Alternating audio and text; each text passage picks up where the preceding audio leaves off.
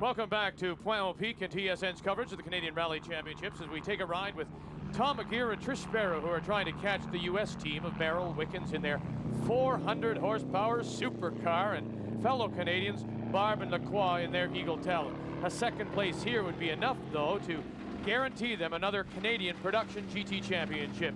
And this is the Sacroix stage, 5.42 kilometers, some very high speeds, very loose gravel, as we ride along with McGeer and Sparrow, averaging 108 kilometers an hour.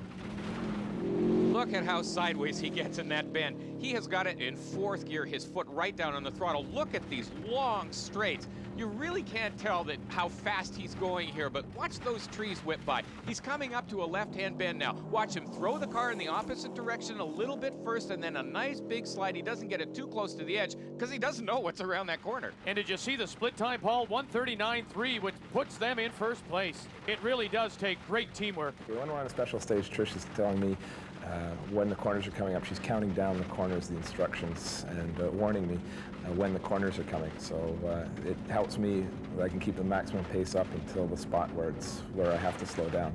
And also, if we do stages more than once, we can note the stages as we go through the first time, and any bad corners or any things that we go too fast, to where we can make up time. She can spot those things, and the second time through, we can usually shave off a few seconds. And shave off a few seconds, that's exactly what they're doing. Again, got to point out here, they never see the stage before they drive it. Imagine how much courage it takes at this speed. Now watch him, he grabs fourth gear down a gear, slides the car. He has no idea what's around the next corner. Then he plants his foot hard onto the throttle, coming to a crest of a hill here. He doesn't know what's on the other side. Does he lift off? Not a tick. There's 160 kilometers an hour on a gravel road. Now we should point out as well, if they repeat the stage, and sometimes they do because there's not enough road to use, the co-driver can make notes so they can, at least improve it. But look at this, how they find the apex of every corner. Now up over the blind, crown of the hill, and boom, by. Fastest car in this stage, good time. Now let's watch from the inside with Barb and Lacroix. Here's a four-wheel drive Eagle Talon. Watch his hands through the corners. The car starts to slide. He's sawing away on the wheel, trying to keep it out of the ditches, out of the weeds. Well, I mean, once you're off the road in a rally, you can forget it. So you can't afford to make a big mistake like you can on a racetrack, for example, where you could spin. Now watch how steady his hands are, very lightly on the wheel. He's got his foot buried through the firewall. There goes fourth gear. That's 150, 160 kilometers an hour. Gears down, puts it in a slide for this left-hander. His split time in the lead, 1:39. Now remember, the time to beat is 3:06.01. So he's going to have to be almost perfect if he wants to catch the leaders right now, McGeer and Sparrow. Now, we just saw the key to being cool. He's not hanging on to that steering wheel like he's hanging on for dear life. He's very light on the wheel. You've got to keep the car dancing through the corners. It wants to float across the gravel anyway, so if you're hanging on tight to it, you can't make those fine adjustments. Look at how quiet his hands are on the wheel. He grabs down a gear, watch him slide it through. Oh, big overcorrection. That's going to cost him a lot. He got the car swinging back and forth in the middle of the turn. Now at the interval, he was ahead by 0.3 of a second, but that little fishtailing probably will cost him as they come up now to complete this stage. Got him? Down the high-speed section, this is where the Ford Escort will really make up some time. But listen to this. 3:06.1 is the time to beat. Oh my, what a great run as he comes in at 3:05 flat, and who would have thought that? So he has the lead, the team of Barb and Lacroix, temporarily. Temporarily is right. Here's the 400 horsepower monster of Merrill and Wickens. 7-speed gearbox. This is going to give them a tremendous advantage on a stage this fast. Now, where does that gearbox come into play when you say an advantage? Where do you use the 7th as compared to the 1st? Well, watch him once he hits the straightaway. We can see him come through the tight corners now. He's down into third gear. He's got his foot hard on it, just backs off a little bit, gets a slide, straightens it out, and as soon as he can plant his foot, there he goes, up through the gears. Look at how long and straight this is. Look at the speed on this gravel road.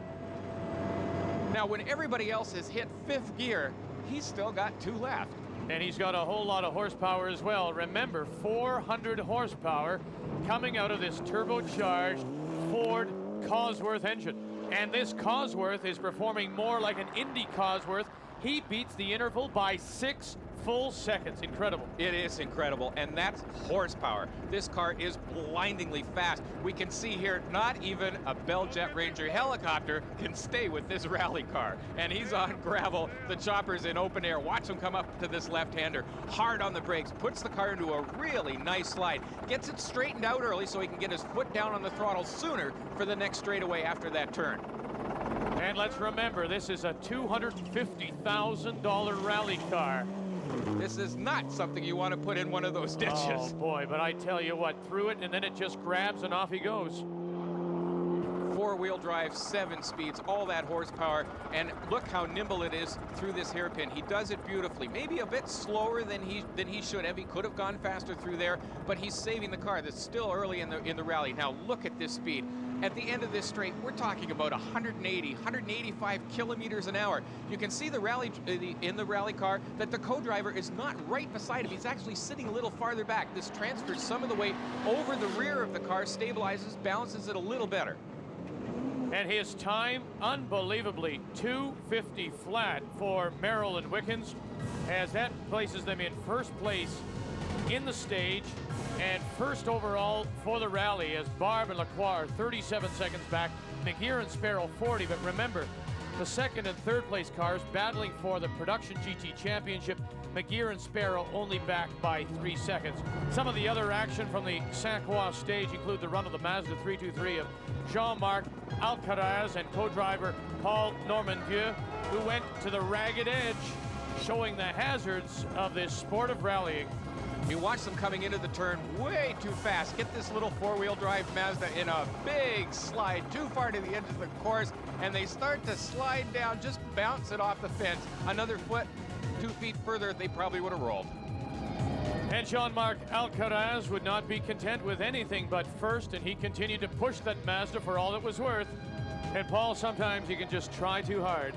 Well, look at this, another left-hand bend, the only tight corner other than the one he previously messed up. He went in way too hot. He got on the brakes, didn't straighten it out, locked up all 4 wheels, went straight off into the weeds. Now, fortunately, there were some spectators on this turn. They were quick to help him out.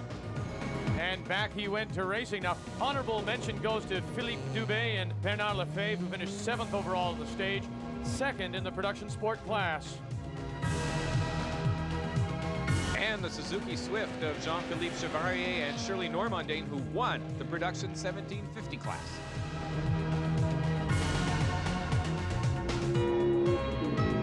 The team of Yvan Joyal and Raymond Cadieux, who brought their Toyota SR5 in 5th overall and 1st in the production sport class.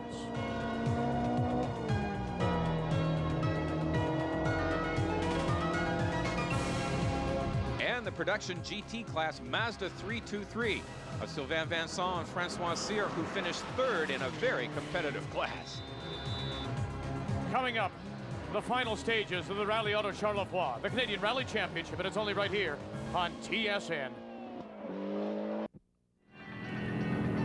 Welcome back to the final stages of the Rally Auto Charlevoix from beautiful Pointe-aux-Pitres.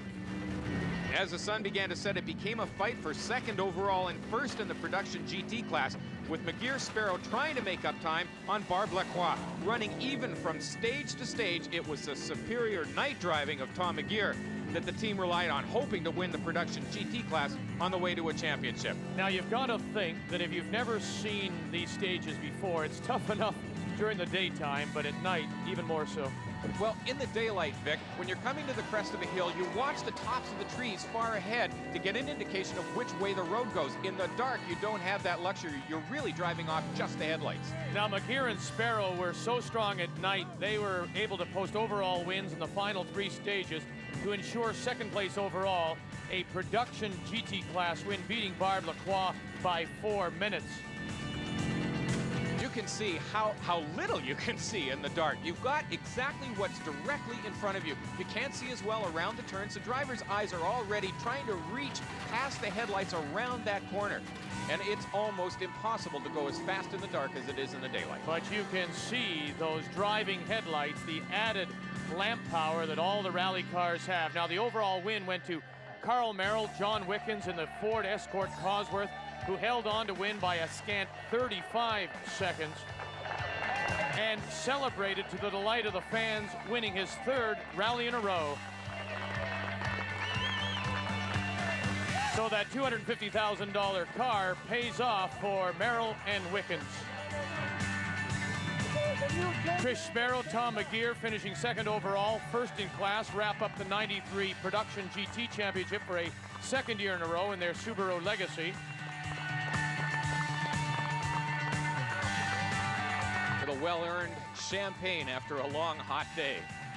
And they edged out Barb and Lacroix in the Eagle Talon, 3rd overall and 2nd in the class. I thought McGeer was going to catch me. Yeah, because they were less than a minute 2 stages from the end. Yeah, we were running with just a rear-wheel drive car. I'd lost my viscous coupling, so my front wheels didn't work. Doesn't seem to slow you down? Oh, a little. I should have done a lot better. But he did really well, I thought. When on the way in, I really thought he was going to get me. Yeah, well, we were chipping away. He had some problems with his transmission. He was in and out of 4-wheel drive, so we ended up catching up to him. We were only, I think, 20 seconds or 25 seconds at the end of the rally, so it was pretty close, but oh well, next time. The Canadian Rally Championship on TSN is brought to you by Michelin, because so much is riding on your tires, and by Aerofoil, a visibly superior wiper blade. Now, on behalf of Paul Chater and our entire crew, I'm Vic Roeder. Thanks for joining us, and goodbye from Pointe-aux-Peak.